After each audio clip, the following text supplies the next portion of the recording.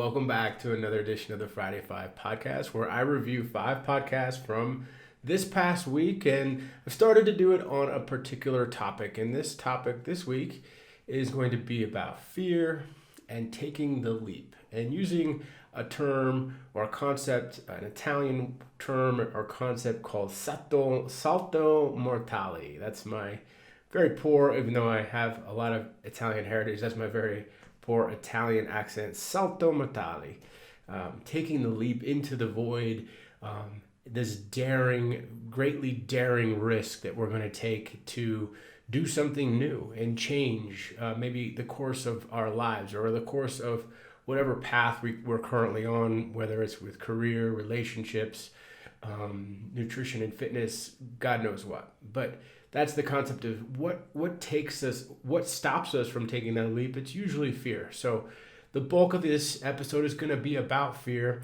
And for me, this has been something I've been working on for really the last 6 years. It started with me moving out to Colorado without knowing anybody. Then about 4 years ago, I left my corporate job.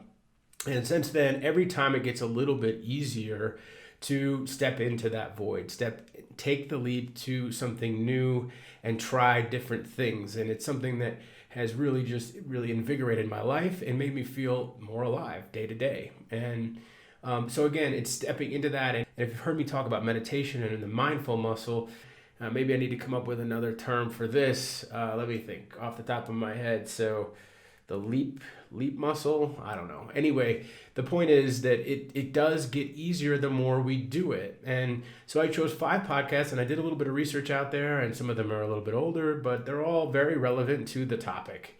And sometimes I'm better at this than others. I will admit that recently, this past winter, I would say, I signed up for, I guess it was Valentine's Day. I signed up for a bachata class, which is similar to salsa dancing, and it was a 3 Friday thing. I didn't know a soul there. I was like, I'm just gonna go try it, see what it's like.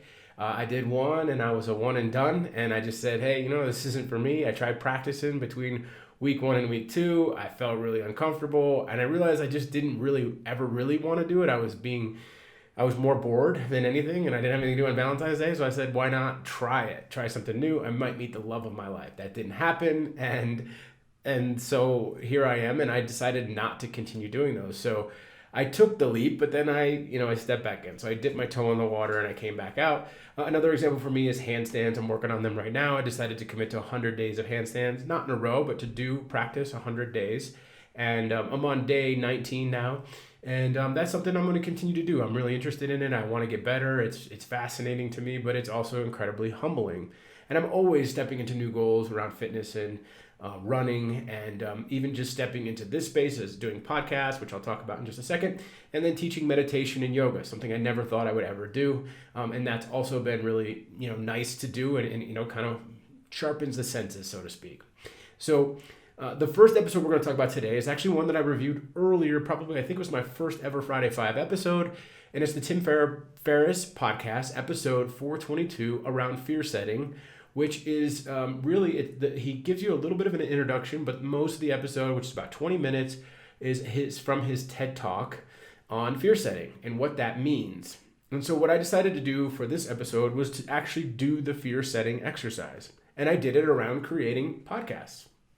And with that, I thought I'd share some of my information. So, and what I had, the fears I had going into this. Now, this is a little different because I've already kind of taken the leap into it, but I'll tell you what, it takes courage each week to decide, am I going to do this again?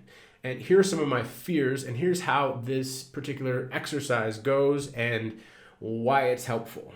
All right. So the first thing is you identify whatever it is that you're thinking about doing. So for me, it was starting a podcast episode series, video series, whatever we're calling it. And now I've decided it's going to be a podcast. I'm going to get it up in audio form, and I'm going to post them every week, and we'll see where it goes.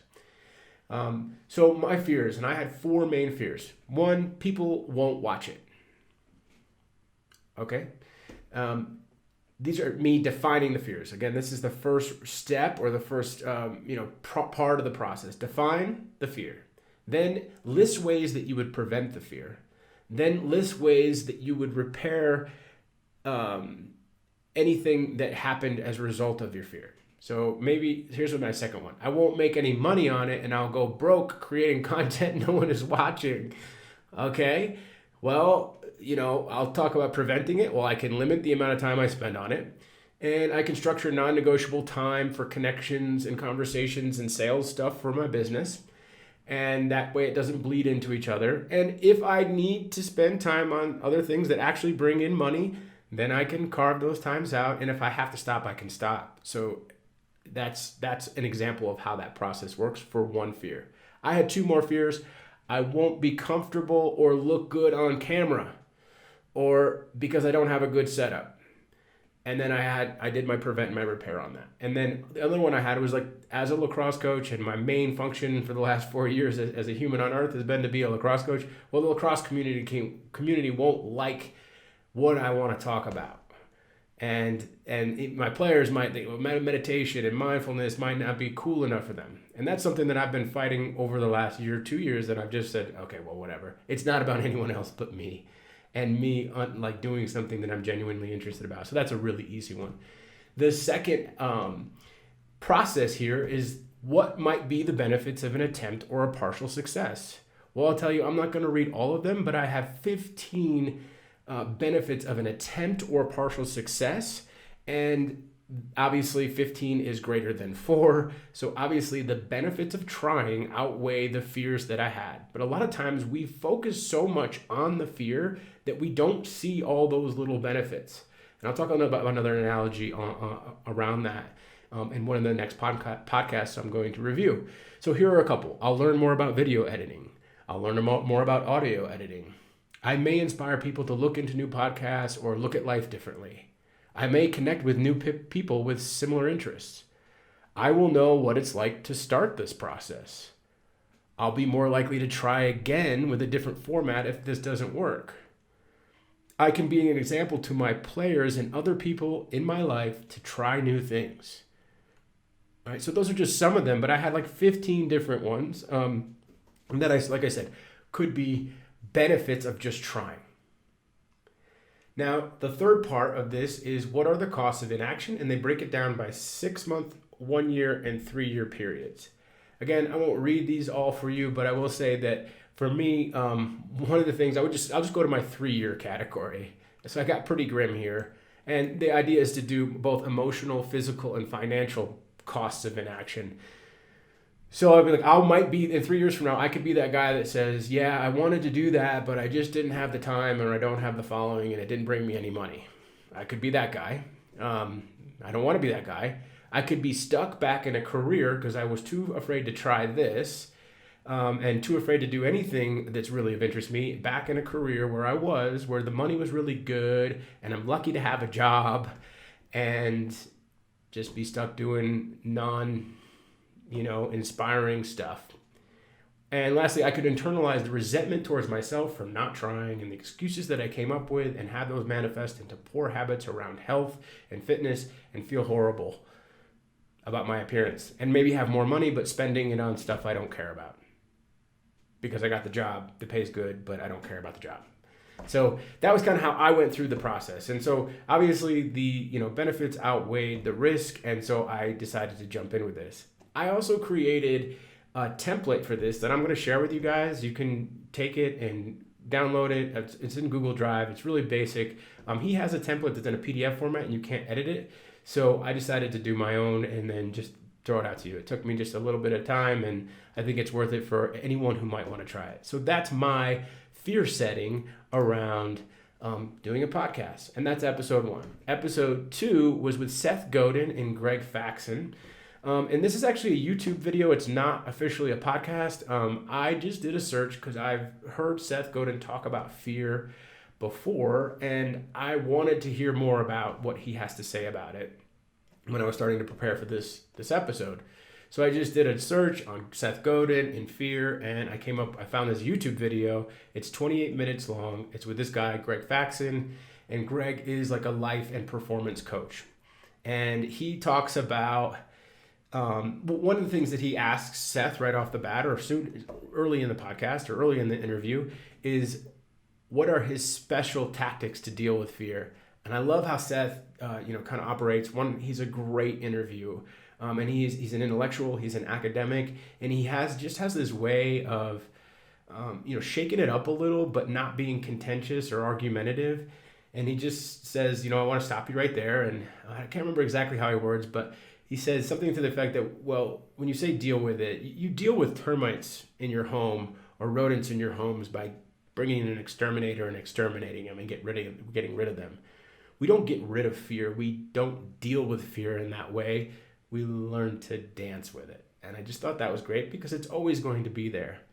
He talked about this situation when he was at Stanford Business School with Chip Conley, who was a co-author on their first book, Business Rules or something. I don't know the exact name of that book, but anyway, they were in business school together, I believe. I don't know if Chip was his professor. That wasn't clear in the interview, but something to look into maybe for me. But so they had this group of 5 people, and they met for 3 hours on every Tuesday night. They probably had like 30 of these meetings, and the objective of the meetings was to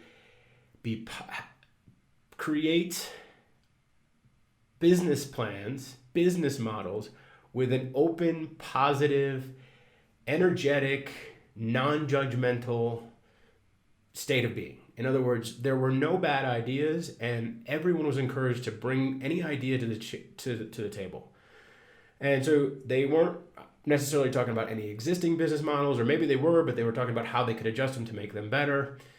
So a lot of times we have those sayings like, why recreate the wheel? And it's like, well, maybe the wheel could use some work. Maybe it doesn't, but what fun is it to never think about that? And what he talked about is the fact that ritual that they created by doing that level of creative thinking and teamwork, what it did is it created a ritual that could not be undone. Because so many good things came from it, similar to the fear setting thing that I said. There's so many benefits of the attempt that the idea of never doing it was more harmful. That cost of inaction was more harmful than doing it. So just thinking about that in my own life, like, okay, how can I carve out times where I'm just going to be super creative and think outside the box? And so it's something I'm thinking about doing and how I can do that, maybe like an hour a day on a certain day or whatever, where I just write down ideas on all the areas of my life and what I might try to do differently. And again, going back to that fear setting exercise, there's 2 things there. It's not always the right move to make. Taking that leap might not be the right thing to do. For example, I've been thinking about taking the leap to living in a camper on the road or doing van life or some combination of traveling and working outside of the lacrosse season, and lacrosse season being stationary somewhere near Arvada to be able to coach the team. Something I've always wanted to do. Well, I didn't do an exercise around it. I didn't do the fear setting exercise, but I did drill down quite a ways and realized it's just not the time for me to do that, and it would be really foolish if I did. So doing these fear setting things, sometimes fear is good. Fear keeps us alive. Fear, there's a lion approaching us. There's a bear in the woods. Yes, we need to take appropriate action, not run, but get big. Say, hey, bear. I can't remember all the protocols on that. I'm going camping this weekend. I probably should figure it out. But anyway, so just thinking about it that way of like being creative and having this like system and ritual in place will also just like make sure that you continue to flex that muscle and think about just like when you get used to working out and you get in good shape, you can't imagine not working out. So it's similar to that. Another analogy that they use is like being in a dark room and completely dark room and reaching for the door. And the first time you kind of feel silly, but each time you start feeling around in the room with the lights off, you start to gather more information and you get better. And eventually you're going to find where the doorknob is and you're going to be able to get out. And that's kind of how taking the leap continues to get better and better and easier and easier. They talked a little bit about bravery.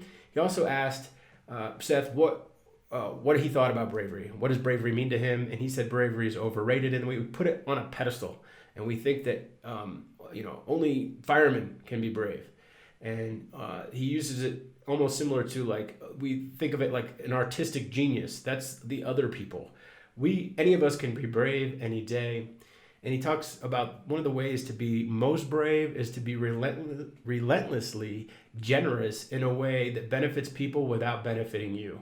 So just putting yourself out there in any way, the more you do it, the more you're going to want to do it, and the more you're going to want to try things that don't work. And I can relate to that. I mean, I think for me, just going out and coaching lacrosse for very little money, the more I do that, the more I want to try to do things similar to that. And it feels really good. I would coach lacrosse for free. I realize that I do need to get paid, and I do get paid. But I would also do this for free, and I am doing it for free. And the more I do it, the more people respond to it and want to know more about me and know more about what I'm doing and all the things I'm talking about around performance, leadership, and mindfulness. So I definitely think that that's true in my experience. And the other thing that he says is that a lot of people think they need to wait until they're successful, until they have a certain amount of money to be able to give it away, or wait until they have reached a certain level of success in their life in terms of the things that they've acquired or the relationships that they've acquired before they can start giving away their knowledge or whatever. And it often works the other way around, that the success comes after we give, after we are generous with our time and our attention. That's when success normally hits. So the third podcast we're going to talk about is a Brene Brown podcast with, it's her own. She actually just started it. This is the very first real episode that she has on March 19th, 2020. It's about 38 minutes long, and she's talking about the actual name of the podcast is FFTs, and I'll tell you what that is in just a second.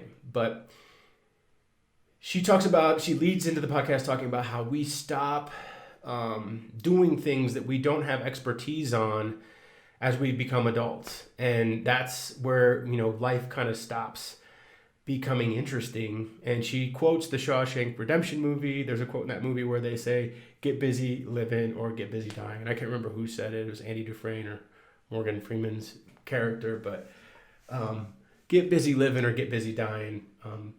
The discomfort of things that are new and awkward is the juice. That's the lifeblood. That's when you feel alive.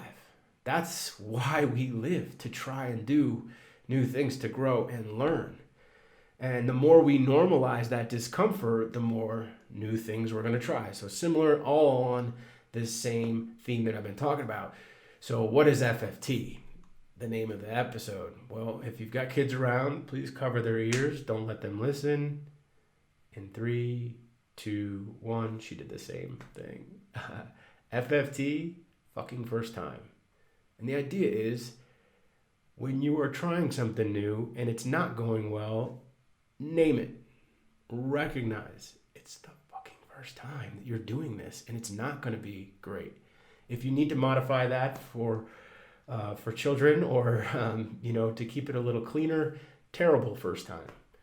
Chances are the first time you do something, it's not going to be great. And she talked about the fact that she's in the middle of a bunch of first times. She's just starting a podcast. She just decided to start doing advertising. And not sure if this is true for you, but she is also in her very first global pandemic, as all of us are. So she just talked about the fact that, it's all going to be weird. And the first step is naming it. First step, name that FFT. Oh, because sometimes we don't realize it until we're in it. We're experiencing emotions. We tried something new, but we're kind of forgot that it was something new. And then all of a sudden we're like, oh, why? I'm stressed out. I don't know what's going on. Oh, yeah, that's right. It's an FFT. It's the effing first time I've ever tried this. All right. Then we start to normalize it. So after we name it, she has 3 steps. 3. Normalize it. No experience. We talk about, I have no experience to draw on. It's new, and that's why it feels this way. Oh, yeah. Okay. So I named it. I normalized it. Then gain perspective on it. So in other words, say stuff like, consider the idea that this isn't permanent. This doesn't mean that I suck or we suck as a team. This means that, it's going to get better. And when we look back on this, we're probably going to say, wow, do you remember that first time? Or hopefully we can laugh about it. But either way, we're probably going to say 10 times from now, this one was a lot easier than that one. All right. So we're going to gain that perspective. And then reality checking. So taking a deep breath, saying, okay, this is harder than I thought. It was more than I expected. So it's like a heavier lift than I expected is the term that she used.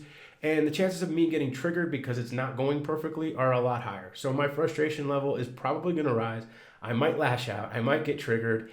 And I might do things or say things I don't normally say or do. But understanding that that's just part of the process of stepping into something new and taking that leap. So those are the three things. So name it, normalize it. Then name it first, then normalize it, gain perspective, and then do some reality checking. So that was really good. I'll give you the link to that one, obviously, like I do all of them. And again, Brene Brown just started a new podcast, and probably going to be one that's going to go on my new regular rotation of podcasts, because I've really learned to enjoy the messaging that she puts out. The fourth podcast is The Mindset Mentor by Rob Dial. And Rob, he does these episodes that are about 15 minutes long. Usually they're pretty short, and they're actually pretty, straight and to the point, concise. And I actually really like them.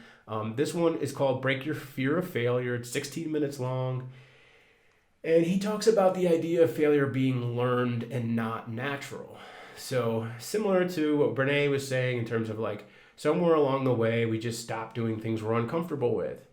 And she uses the Rob, and the Mindset Mentor, uses the example of a child learning to walk. Apparently, he's been around a friend with a toddler who's just learning to walk.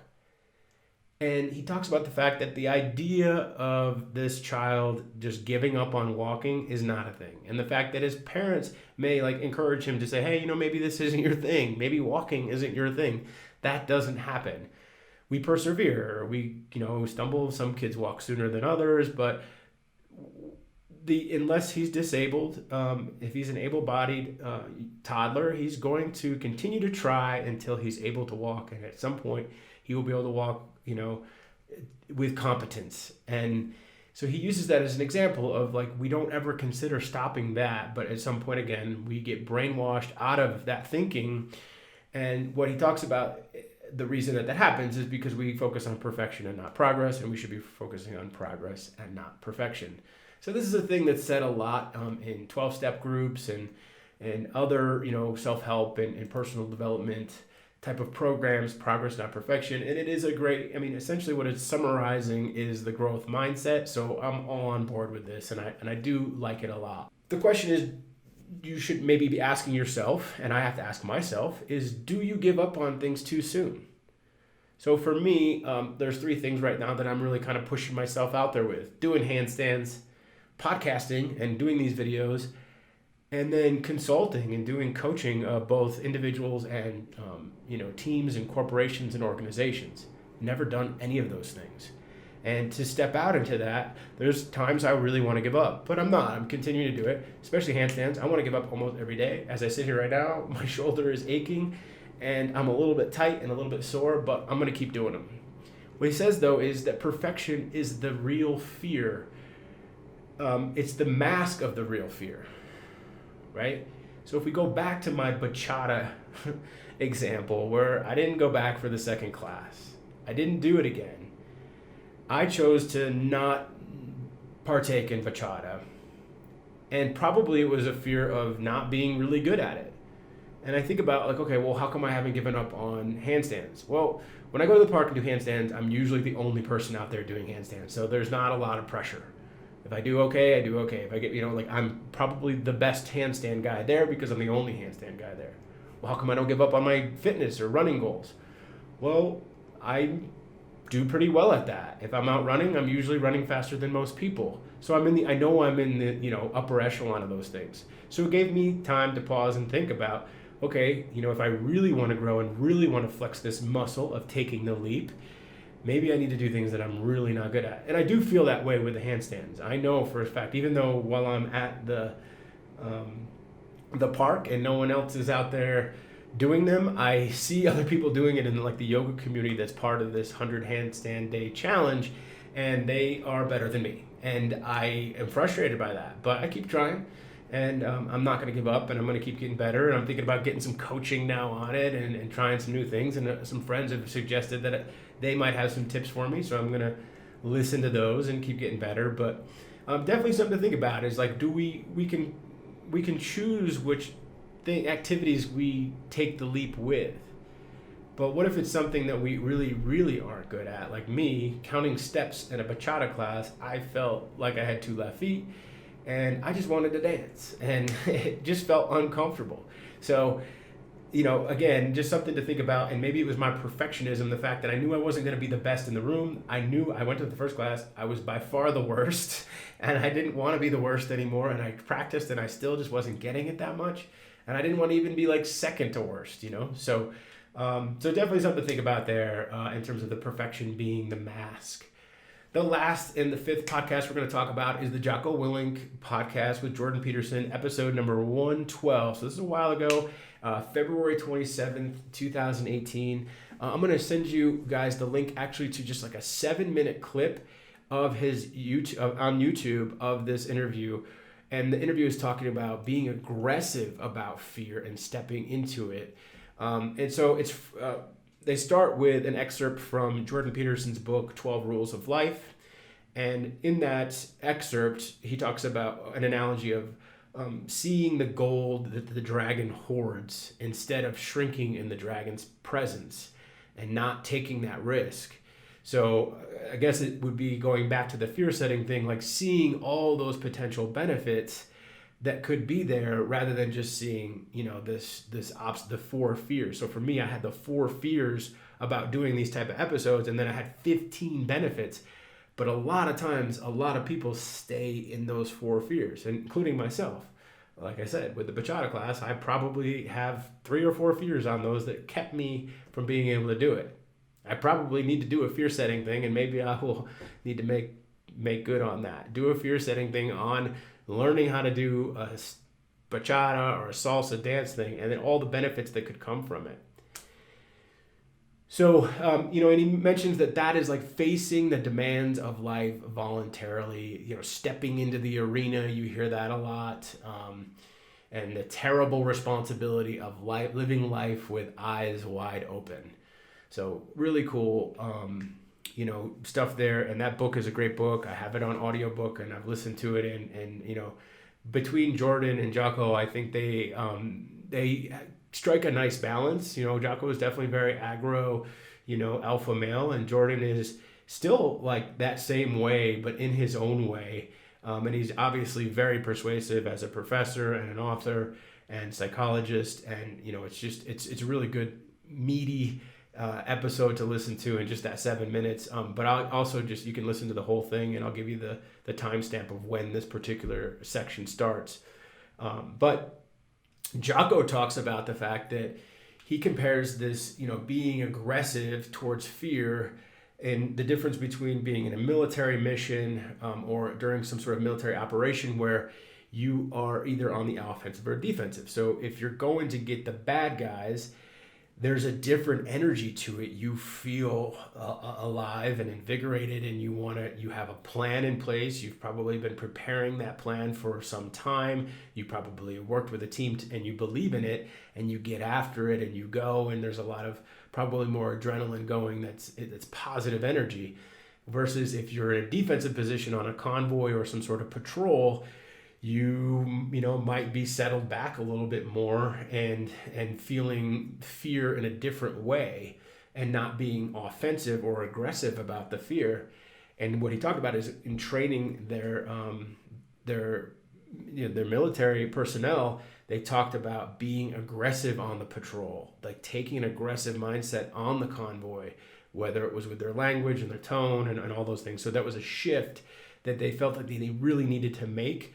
So that people understood that, being aggressive about fear works even if you're on the defensive. And it made me think about coaching lacrosse, and, there's been times as a coach defensively, I've like let's pack it in and like not let them score by just covering this area in front of the goal. But I've always known if I felt like I had the athletes, I would want to like reverse that and be an offensive defensive team, like go out and get after these guys. Jim Berkman from Salisbury said we start guarding them when they get off the bus, and we finally are there in my program, and that's a much better way to not fear a goal going in, but to get them fearful of us while they're on offense is like, that's the magic as a lacrosse coach and a team sport like lacrosse. So I was able to make that connection. And I think that's about the most I would want to share about that, except that the last thing, he also did mention that, like, a lot of times fear comes from, they got to be coached out of it. It can be coached out of it through exposure therapy. It can be coached out of it through, like, fixing the whine, like assertiveness training and kind of fixing their whining. And then lastly, really talking about the consequences of inaction. So kind of coming full circle back up to that Tim Ferriss fear setting exercise. And I, going back to that, I would never have tried a fear setting exercise if I hadn't tried doing these podcasts. And so it opens it up to new activities, new types of things that I never would have even tried. So anyway, that's to this week's Friday Five. I really appreciate you guys listening. I hope this was, informational. I hope this was inspirational. I hope that you got something out of it. One of the things I'm trying to do is, like, any one of those 5 people could resonate with you. And I want to give you guys a different perspective, and then go back and look at any one of those 5 and you're like, I like that. That's the one I like. The more we tap into what we really resonate with, the deeper we get into our true self. And then the deeper we get into our true self, the more we grow and learn, and the more we're going to take these leaps. So I appreciate you listening. If you can, like, subscribe, share it, comment, let me know what you think. And if not, don't worry about it, but we'll see you next week. Until then, I love you. Goodbye.